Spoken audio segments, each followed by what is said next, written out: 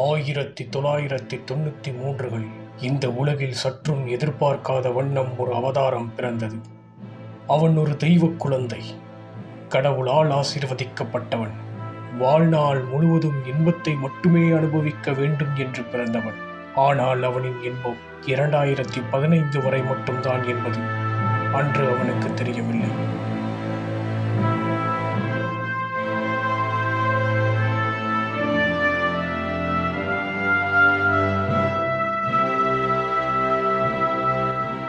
யார் அந்த தெய்வ குழந்தை? வேற யாரு? நான் தான். வணக்கம், இது 360 with தருண். ப்ரோ,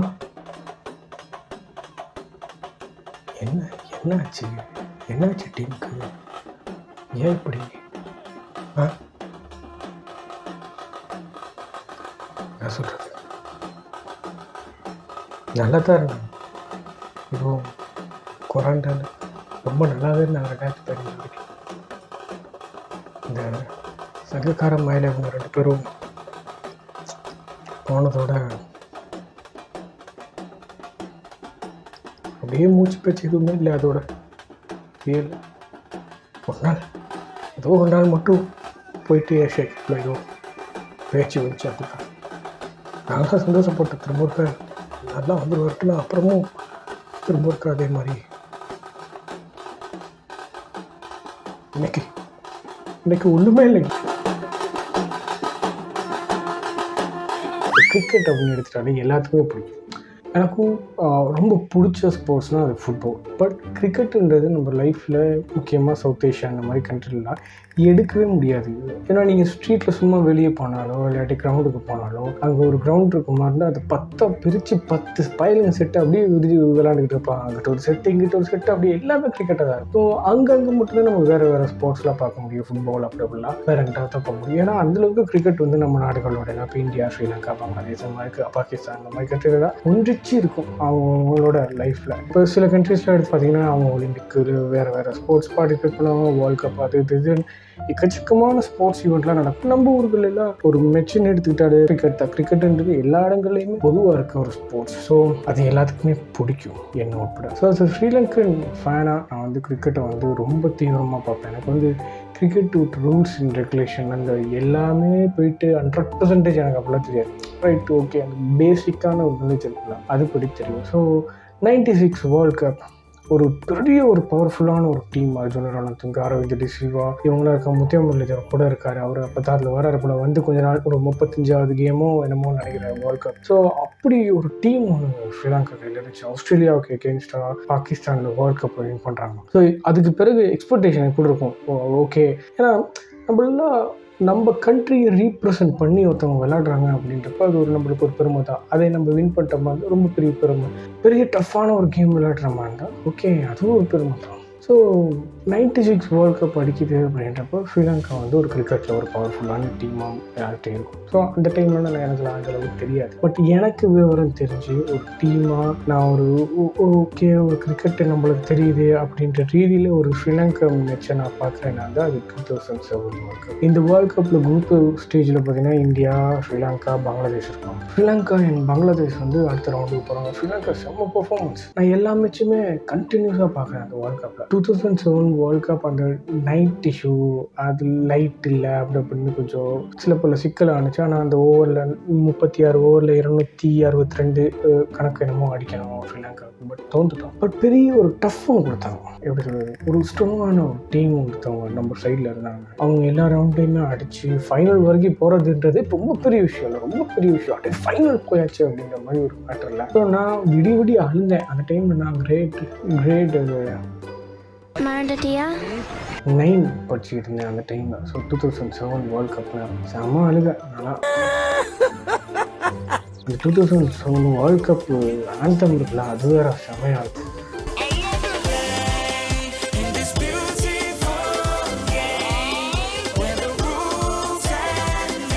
ஸோ அதே மாதிரி 2011 வேர்ல்ட் கப் அதுவும் நம்மளுக்கு மறக்க முடியாது. 11 வேர்ல்ட் கப் வந்து இந்தியா விசஸ் ஸ்ரீலங்கா மேட்ச் நடக்குது, ஃபைனல் மேட்ச். அந்த டைமில் நான் வந்து எக்ஸாம்ஸில் இங்கே பண்ணிக்கிட்டு இருக்கேன். ஸோ கிளாஸு அது ஒரு சிறை, அந்த கிளாஸுக்கு போயிட்டு ஓடி எப்படியாவது போயிடணும் அப்படின்னு சொல்லிட்டு ஏய் சித்தப்பாடா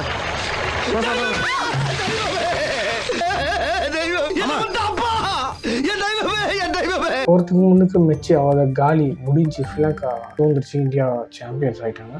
பட் ஒரு டிசப்பாயின்மெண்ட் இருந்தாலும் ஓகே, என்ன நம்மளுக்கு தோணும், ரைட் நல்ல டீம் அடுத்த முறை பார்த்துக்கலாம் அப்படின்ற மாதிரி தோணலை. ஏன்னா அந்தளவுக்கு பர்ஃபார்மன்ஸ் பண்ணுற ஒரு டீம், அந்தளவுக்கு பிளேயர்ஸ் இருக்காங்க. சங்கக்காரர் இருக்கார், மஹேலா இருக்கார், மலிங்க இருக்காங்க, மெத்யூஸு, குலசேகர, தில்சான், இப்படி சொல்லிகிட்டே போகலாம். அவ்வளோ நல்ல பிளேயர்ஸ், திருச்சிறப்பேர் அந்த டைமில் விளையாண்டவங்க. ஸோ அவ்வளோ நல்ல பிளேயர்ஸ் அந்த டீமில் இருக்காங்க. ஸோ நம்மளுக்கு ஒரு ஸ்ட்ராங் ஒன்று இருக்கும், ரைட் ஓகே இந்த வேர்ல்ட் கப் போனேன்னா அடுத்த வேர்ல்ட் கப் பார்த்துக்கலாம் அப்படின்ட்டு. பட் 2012 T20 வேர்ல்ட் கப் ஸ்ரீலங்காவில் நடக்குது. அதுலேயும் போயிட்டு ஃபைனல் தோந்துடுறாங்க. ஸ்ரீலங்கா ரொம்ப டஃப்பான மேட்ச்சு, அதுலேயும் ஃபைனல் தோந்துடுறாங்க. இப்போ 2014 T20 world cup Sri Lanka win பண்ணுது. அது ஒரு சூப்பர் வின்னே சொல்லலாம். ஏன்னா அந்த டைமில் நான் வந்து இந்தியாவில் இருக்கேன். ஸோ அங்கே ஹாஸ்டலில் நாங்கள் இருந்தோம். அதில் வந்து நேபாளிஸ் வந்து தான் கூட பேர் இருப்பாங்க, நிறைய பேர் நேபாளிஸாக இருப்பாங்க. நான் அப்படி ஒரு 2 பையனுங்க தான் மொத்தமாக ஸ்ரீலங்கன் பசங்க. ஸோ எல்லா நேபாளிஸுமே இந்தியாவை தான் சப்போர்ட் பண்ணுவாங்க. அப்படி பண்ணும்போது ஃபைனல்ஸில் நாங்கள் 3 பேரும் உள்ளுக்கு எல்லாமே சுற்றி ஒரு நேபாளிஸ் தான் இருக்காங்க. அவங்களும் கொஞ்சம் இந்தியன்ஸ் இருக்காங்க அந்த ஹாஸ்டலில். அந்த மேட்ச் வின் பண்ணோன்னா அப்படி ஒரு சந்தோஷம், அட்டை ஜெயிச்சிட்டோம்டா அப்படின்ற மாதிரி ஒரு பட்ட சந்தோஷம்.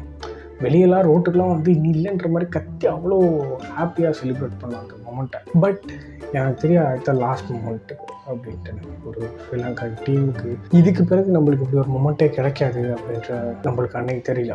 இப்போ 2015 வேர்ல்ட் கப் டீம் வருது, நல்லா பெர்ஃபார்மன்ஸ் பண்ணுறாங்க. சங்கக்கார கண்டினியூஸாக செஞ்சுரிஸ் அடிக்கிறாரு. டாப் 16 இருக்கும்போது ஸ்ரீலங்கா சவுத் ஆஃப்ரிக்காவோட வெளியே வந்துடும். அப்போ நம்மளுக்கு ஒரு கவலை இருந்துச்சு, ஓகே சங்கா அண்ட் மேலே அவங்களோட லாஸ்ட் வேர்ல்ட் கப் இனியாவும் இல்லை. பட் உங்களுக்கு தெரியும் ஸ்ரீலங்கன் டீம் நல்ல டீம், அது நல்ல பிளேயர்ஸ் இருக்காங்க. அடுத்து வர்றவங்க 2019 வேர்ல்ட் கப்பில் நம்ம ஜெயிக்கிறோம்டா அப்படின்ற மாதிரி ஒரு தோற்றுச்சு. பிறகு தொடர்ந்து எல்லா போட்டியுமே லோஸ்ட்டு அப்படின்னா ஸ்ரீலங்கன் ஃபேன்ஸ்லாம் தோந்து போனாலும் ஓகே அப்படின்ற மாதிரி இருக்கவங்கடா இப்போ எல்லாம் பாட்டில்ஸு அது இதெல்லாம் தூக்கி கிரவுண்டுக்கு அடிக்கிற அளவுக்கு டிசப்பாயின்மெண்ட், பெரிய டிசப்பாயின்மெண்ட். அடுத்த நிறைய கேம்ஸ், நிறைய பிளேயர்ஸ் மாற்றுறாங்க, நிறைய கேப்டன்ஷிப் மாற்றுறாங்க, இதெல்லாம் எதுவுமே இல்லை, ஃபுல் அண்ட் ஃபுல் டிசப்பாயின்மெண்ட். இதுக்கு எல்லாத்துக்குமே 2022 ஏஷியன் கப் வந்து ஸ்ரீலங்கன் வந்து வின் பண்ணாங்க. ஏஷியா கப் அவ்வளோ happy. Okay back to form. 2022 Asian cup என்ன தான் வின் பண்ணாலும் அதுக்கு பிறகு 2023 வேர்ல்ட் கப் கந்தல் ஓகே அவ்வளோதான். அதுக்கு பிறகு இடையில பிரேமதாஸ் அந்த இந்தியாவுக்கு எகேன்ஸ்ட் ஒரு மேட்ச் 55 ரன் 50 ரன் கிளாஸ் முடிச்சு. இப்போ 24 T20 ஓகே. நம்ம கண்ட்ரியில் எவ்வளோ இஷ்யூ நடந்துச்சுன்றது எல்லாத்துக்குமே தெரியும். கிரைசிஸ் இது வந்து மறக்கவே முடியாது. எதில் பார்த்தாலும் வரிசை, எங்கே போனாலும் வரிசையாக இருந்துச்சு. பெட்ரோலுக்காக இருக்கட்டும், சாப்பாட்டுக்காக இருக்கட்டும், எல்லா இடத்துலையும் மக்கள் எல்லாருக்குமே கொரோனா வந்து ஒரு பெரிய இழப்பு நடந்தது. அதுக்கு பிறகு கிரைசிஸ் வந்து இப்படிலாம் எதுவுமே நடக்கும்போது நம்மளாம் ஒரு கொஞ்சம் நேரம் ரிலாக்ஸாக உட்காருவோமா இருந்தால் அது டிவி, அதுவும் மேட்ச் நடக்குமா இருந்தால் ஓகே. எங்கேயோ ஒரு இடத்துல நம்ம டீமுக்காக கொஞ்சம் பேர் போகிறோம், நம்மளை ரீப்ரசன்ட் பண்ணி நம்ம அனுப்பி வச்சுருக்கோம் அப்படின்றப்ப அவனோட உச்சபட்ச எதிர்பார்ப்பு உங்களுக்கு விக்டரி தான் இருக்கும். ஏன்னா நம்ம கண்ட்ரி எப்படி கண்ட்ரினா, ஆஸ்திரேலியா வருது, இங்கே டூருக்கு வர்றாங்க, ஆஸ்திரேலியாவை எல்லாரும் வெல்கம் பண்ணுறாங்க. எப்படின்னா நாங்கள் ரொம்ப க்ரைசிஸில் உடஞ்சி போய் கிடக்குறோம், எங்கள் நாட்டுக்கு வந்ததுக்கு தேங்க் அப்படின்ட்டு எல்லாருமே எல்லோ டிஷர்ட்ஸை போட்டு பிரேமதாசன் கிரவுண்டுக்கு வந்து ஆஸ்திரேலியாவுக்கும் சப்போர்ட் பண்ணி அது அந்த மாதிரி ஒரு சப்போர்ட்டர்ஸ் உள்ள கண்ட்ரி.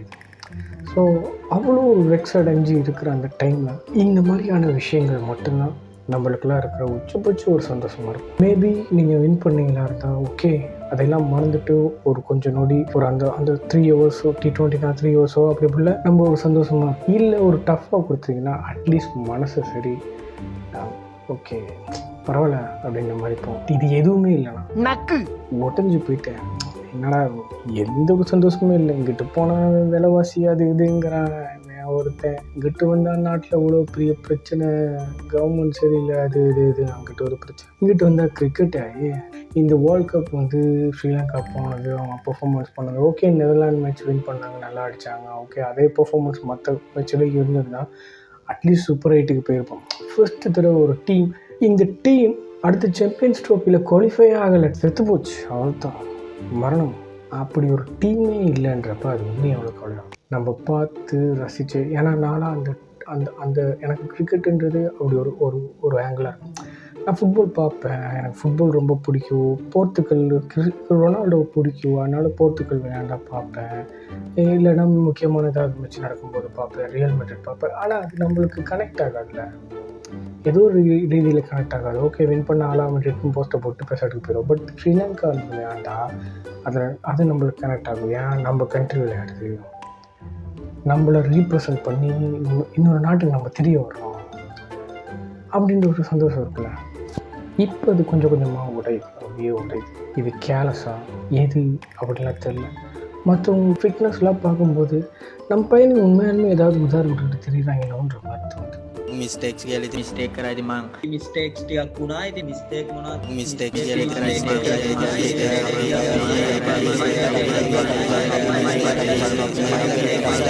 ஏன்னா முன்னே இருந்த பிளேயர்ஸாக இருக்கட்டும் எல்லாருமே அவங்க பார்க்கும்போது தெரியும், ஸ்போர்ட்ஸ் மேன்ரா அப்படின்ற மாதிரி தெரியும். ஏன்னா ஸ்போர்ட்ஸ் மேனோட குவாலிட்டியாக இதுதான், உடம்பு எப்போயுமே ஃபிட்டாக வச்சுக்கணும் அப்படின்ட்டு. இது எல்லாம் ஆட்டி விட்டு ஆடு அப்படியே டன்னு ஆடு அப்படி இருக்குது.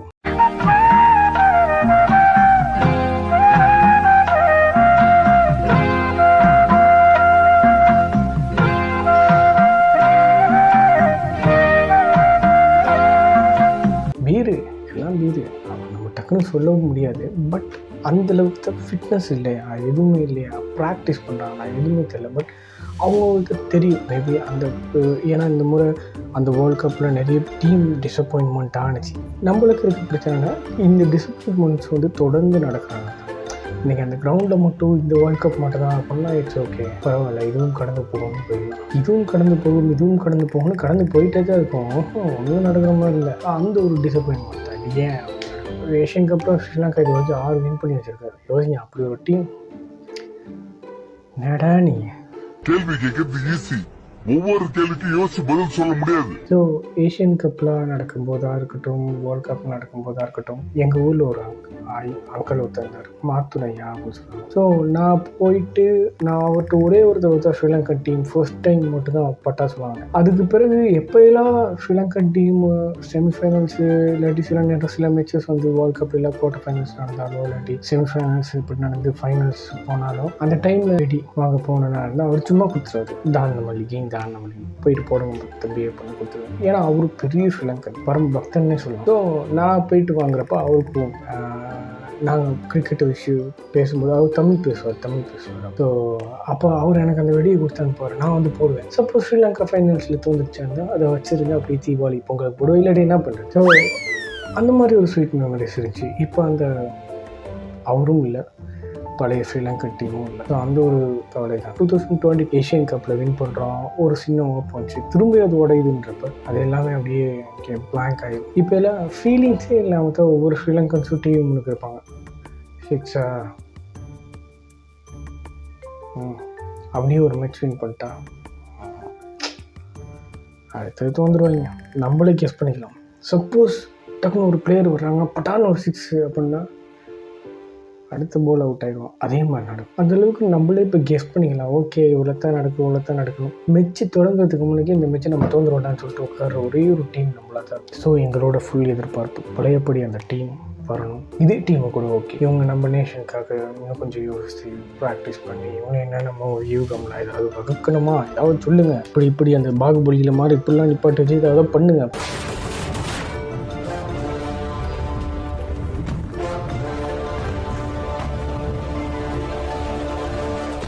பண்ணி ஏதாவது கிரவுண்டில் ஏதாவது பண்ணி விட்டுருங்க, அவ்வளோதான். வின் பண்ணுங்கள், இல்லாட்டி போராடி சும்மா வர வேணாம், டூர் போயிட்டு வர வேணாம் அப்படின்னு நான் சொல்ல மாட்டேன். ஒரு சொல்கிறது கூட கஷ்டமாக தான் இருக்குது. ஏன்னா ஒரு பிளேயரு அவன் எவ்வளோ எஃபர்ட் போட்டான்னு தெரியல, நான் அவன் எஃபர்ட் போட்ட மாதிரி விளங்கலை, அது வேறு. பட் இவ்வளோ நடந்தாலும் ஒரு ஸ்ரீலங்கா நம்மளுக்குள்ள ஒரு சின்ன பண்ணுறோம், கண்டிப்பாக ஜெயிக்கலாம், இது ஒரு நாள் மாறும். ஸோ நம்ம மீண்டும் ஒரு இலங்கை அணி பழைய மாதிரி வந்து பெர்ஃபார்மன்ஸ் பண்ணுவாங்க, நம்மளாம் சந்தோஷமாக பார்ப்போம். ஸோ இந்த வீடியோ உங்களுக்கு பிடிச்சிருக்கும். நீங்கள் ஸ்ரீலங்கா டீம் ஃபேனாக இருக்கும்போது நீங்கள் நிறைய விஷயங்கள் பார்த்துருக்கீங்க, ஒரு மூமெண்ட்ஸ் உங்களுக்கு ரொம்ப பிடிச்சிருக்கும். இந்த வேர்ல்ட் கப்பில் இந்த மூமெண்ட்டு இல்லாட்டி ஏதாவது ஒரு மூமெண்ட் பிடிச்சிருக்கும். எனக்கு வந்து ஒரு 2 ஸ்பெஷல் மூமெண்ட் இருக்குது. சவுத் ஆஃப்ரிக்காவுக்கு எகென்ஸ்டாக மலிங்க வந்து 4 இது கண்டினியூஸாக எடுப்பார்ல, அது எனக்கு ரொம்ப பிடிக்கும் ஒரு வேர்ல்ட் கப்பில். அதுக்கு பிறகு டில்ஷான் என் முப்புல் தரங்க 300 ரன்ஸ் வந்து பார்ட்னர்ஷிப் பண்ணுவாங்க ஒரு வேர்ல்ட் கப் எகென்ஸ்ட் இங்கிலாண்டோட. ஸோ எனக்கு இந்த மூமெண்ட்லாம் ரொம்ப பிடிக்கும். அப்படி ஏதாவது உங்களுக்கு ஒரு மூமெண்ட் பிடிச்சிருந்தா அதை கமெண்ட் பண்ணுங்க. இலங்கை அணியின் இறுதிக்கிரையைக்கு வருகை தந்திருக்கும் உங்கள் அனைவருக்கும் எனது நன்றிகள்.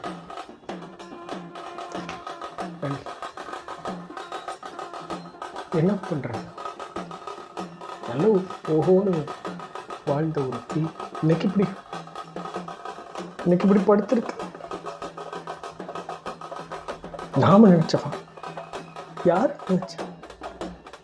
ஓஹோ ஆஹா அற்புதம் எல்லாம் சொல்ற அளவுக்கு விளையாட்ட பையன். எத்தனை பேர் எத்தனையோ ஜாம்பவான்களை கொண்ட இந்த அணி என்ற பேச்சு மூச்சு இல்லாமல் நம் கண் முன்னே இப்படி கிடப்பது